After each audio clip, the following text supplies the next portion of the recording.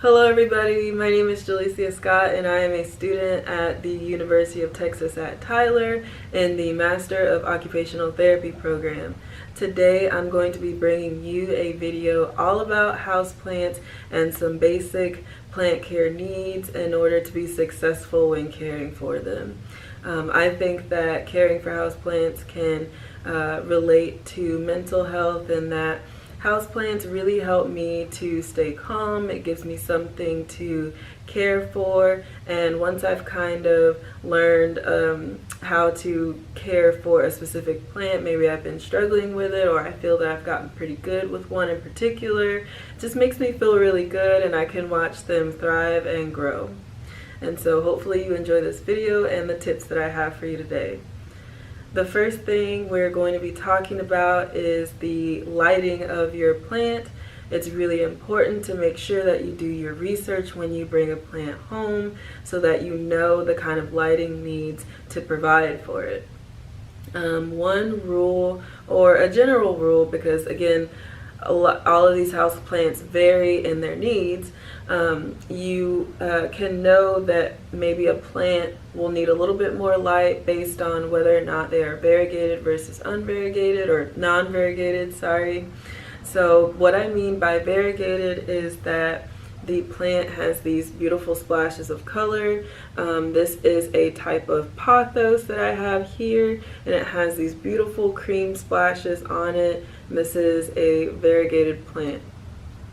And so an example of a non-variegated plant that I have here is my Peperomia obtusifolia. I know some of these scientific plant names are a little bit of a mouthful, but so yes, this is a non-variegated plant, and as you can see, this guy here has no color splashes, nothing special going on, but just these beautiful, solid, deeper, dark colored leaves.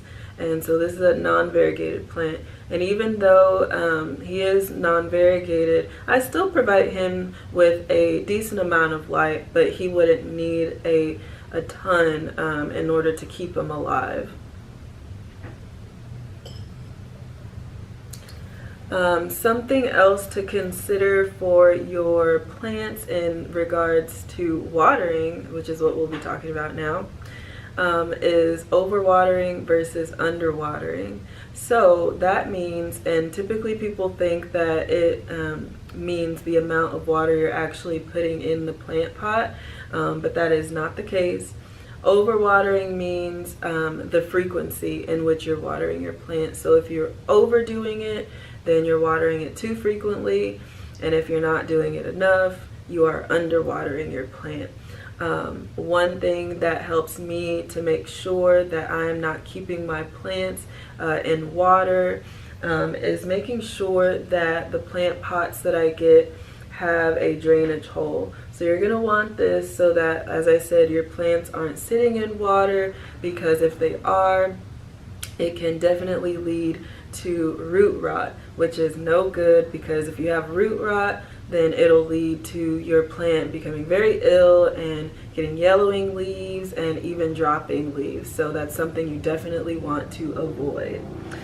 Something else to note before I put this guy down is that he is in terracotta. Terracotta is very porous, and it vaporizes water, it wicks off water a lot quicker than a plant that is in a ceramic pot or a plastic pot. And so again, just using this little one here, this plant sits within a ceramic pot but is planted in a plastic one, and he's going to retain water a lot more than the other guy that I have there, who is in terracotta.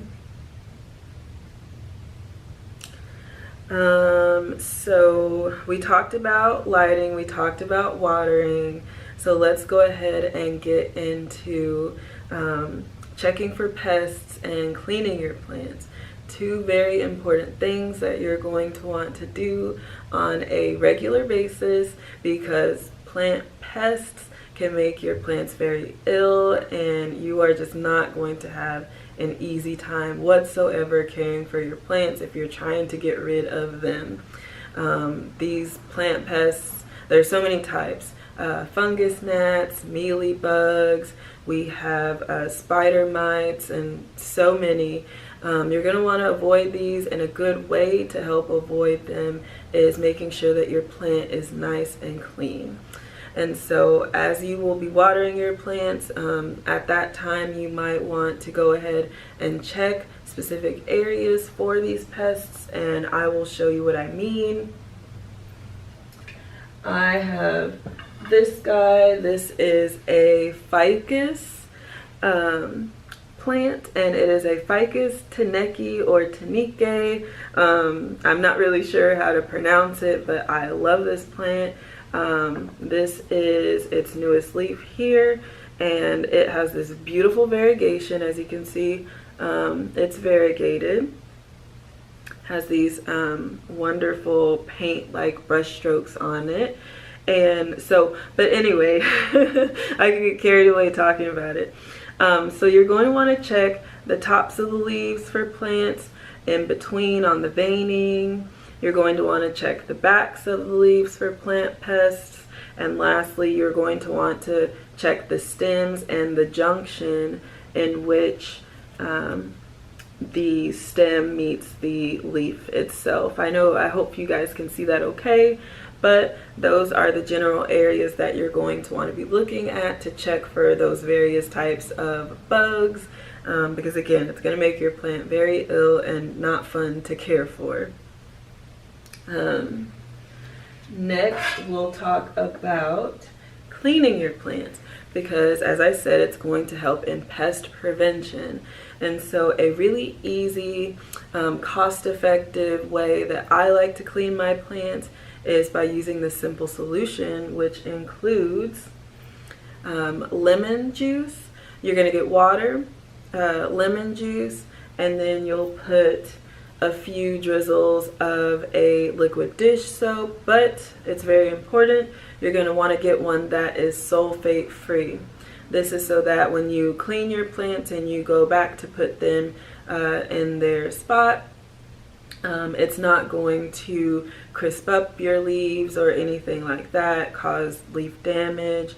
So this is a very, very easy solution. As I said, water, lemon juice, and dish soap.